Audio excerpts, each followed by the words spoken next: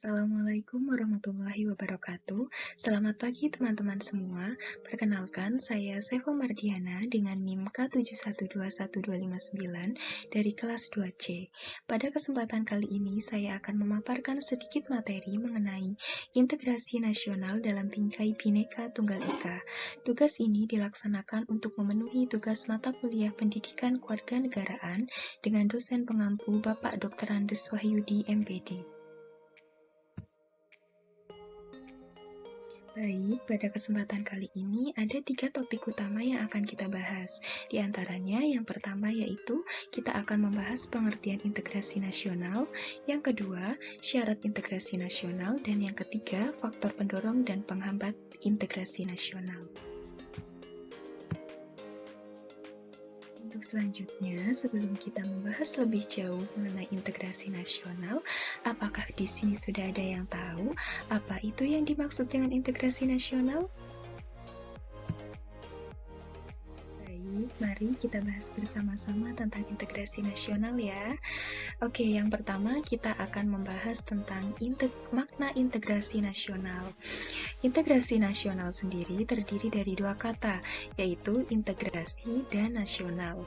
Integrasi berasal dari bahasa Inggris yaitu integrate yang artinya menyatukan, menggabungkan, dan mempersatukan, dan nasional juga berasal dari bahasa Inggris yaitu nation yang artinya bangsa.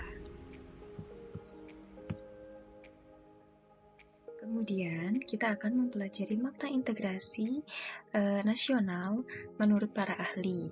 Yang pertama adalah menurut Safruddin Bahar, tahun 1998, integrasi nasional adalah upaya menyatukan seluruh unsur suatu bangsa dengan pemerintah dan wilayahnya.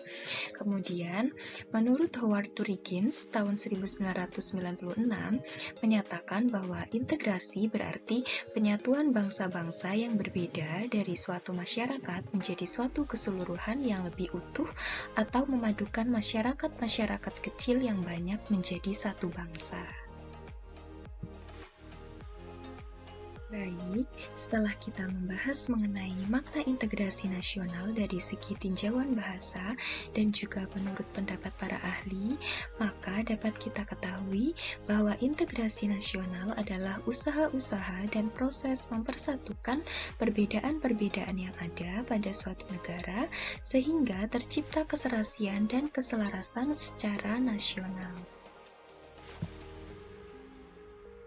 Nah, untuk selanjutnya kita masih membahas mengenai makna integrasi nasional ya. Sebagaimana yang tadi sudah kita bahas, integrasi nasional itu adalah usaha dan proses untuk mempersatukan perbedaan-perbedaan yang ada pada suatu negara untuk mencapai keserasian dan keselarasan secara nasional. Nah, untuk mencapai keserasian dan keselarasan secara nasional tersebut, tentu kita perlu mempersatukan perbedaan-perbedaan yang ada pada suatu negara. Lalu, bagaimana cara kita untuk mempersatukan perbedaan-perbedaan tersebut? Untuk mempersatukan perbedaan-perbedaan tersebut, terdapat alat pemersatu bangsa Indonesia. Di antaranya yang dapat disebut sebagai alat pemersatu bangsa Indonesia, yaitu yang pertama, dasar negara Pancasila, yang kedua, bendera merah putih, yang ketiga, semboyan Bhinneka Tunggal Ika, kemudian yang keempat, bahasa Indonesia, yang kelima, lambang negara burung Garuda, yang keenam, lagu kebangsaan Indonesia Raya, dan yang terakhir adalah lagu-lagu perjuangan. Nah, setelah tadi kita membahas mengenai makna integrasi nasional, untuk selanjutnya kita akan membahas mengenai syarat integrasi nasional. Kira-kira apa saja sih syarat-syarat integrasi nasional itu? Mari kita bahas satu persatu ya. Yang pertama, syarat integrasi nasional yang pertama adalah anggota-anggota masyarakat merasa bahwa mereka berhasil saling mengisi kebutuhan-kebutuhan antara satu dan lainnya. Yang kedua, tercipta kesepakatan bersama mengenai norma-norma dan nilai-nilai sosial yang dilestarikan dan dijadikan pedoman. Yang ketiga, norma-norma dan nilai-nilai sosial dijadikan aturan baku membantu dalam melangsungkan proses integrasi sosial. Yang keempat, semua warga mengimplementasikan nilai-nilai dan norma-norma yang sudah disepakati bersama tanpa paksaan. Dan yang kelima, semua warga harus meminimalisir konflik. Selanjutnya, kita akan membahas mengenai faktor pendorong dan faktor penghambat integrasi nasional.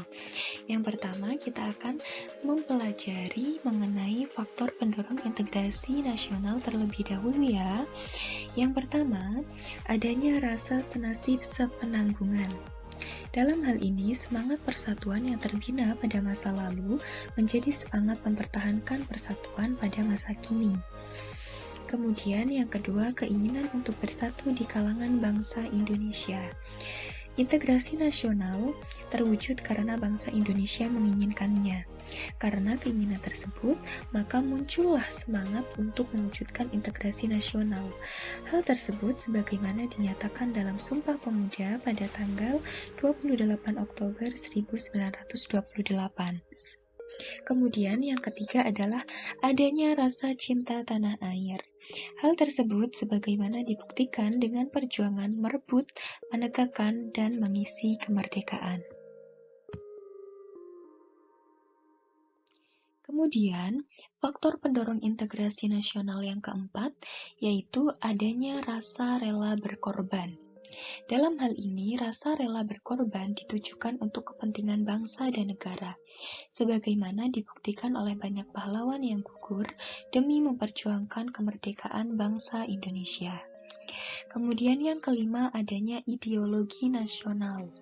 Dalam hal ini, Pancasila adalah ideologi nasional, di mana jika kelima sila diamalkan dengan baik, maka akan tercipta integrasi nasional. Kemudian faktor pendorong yang terakhir yaitu adanya semangat gotong royong. Dengan semangat di mana semangat gotong royong merupakan ciri khas kepribadian bangsa Indonesia yang ada secara turun-temurun.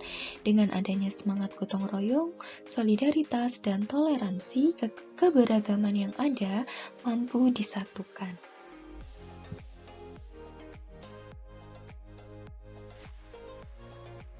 Baik, setelah tadi kita membahas mengenai faktor pendorong integrasi nasional, sekarang kita akan membahas mengenai faktor penghambat integrasi nasional. Yang pertama, kurangnya penghargaan terhadap kemajemukan. Adanya keanekaragaman masyarakat Indonesia dalam faktor-faktor kesukubangsaan dengan masing-masing kebudayaan daerahnya, bahasa daerah, agama yang dianut, ras, dan sebagainya mengharuskan kita untuk dapat saling menghargai satu sama lain. Hal tersebut karena apabila dari masyarakat kurang menghargai kemajemukan yang ada dan kurangnya perhatian dari pemerintah mengenai kemajemukan, terutama terkait budaya daerah, tentu hal tersebut dapat menjadi penghambat integrasi nasional. Yang kedua, kurangnya rasa toleransi dan saling menghargai.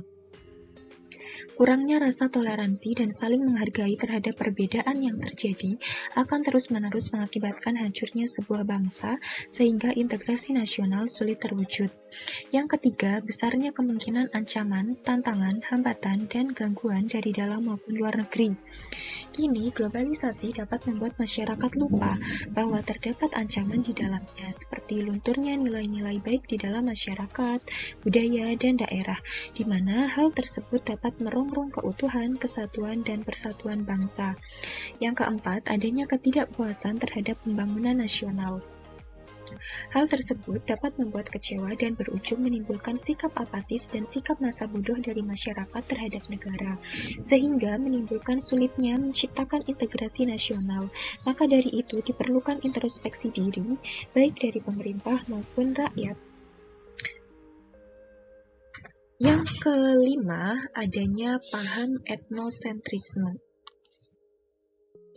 Paham ini menganggap bahwa budayanya paling baik diikuti dengan sikap merendahkan budaya lain, sehingga hal tersebut menimbulkan terjadinya diskriminasi.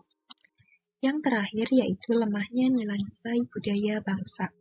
Hal tersebut disebabkan karena kuatnya pengaruh budaya asing yang tidak sesuai dengan kepribadian bangsa, baik melewati kontak langsung maupun tidak langsung.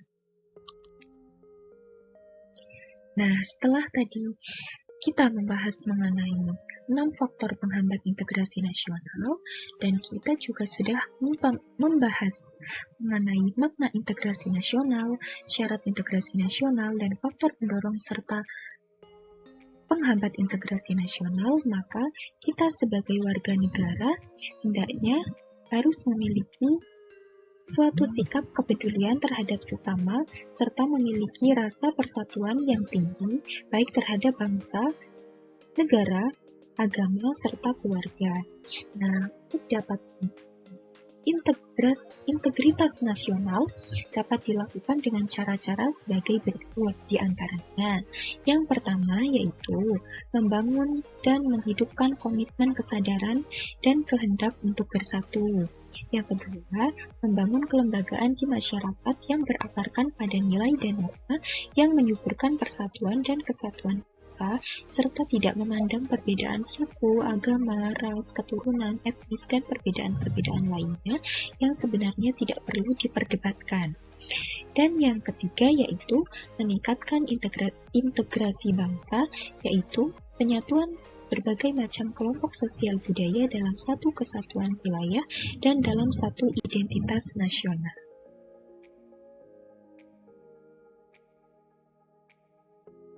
Berikut adalah sumber referensi yang saya gunakan untuk menyajikan materi yang telah saya paparkan.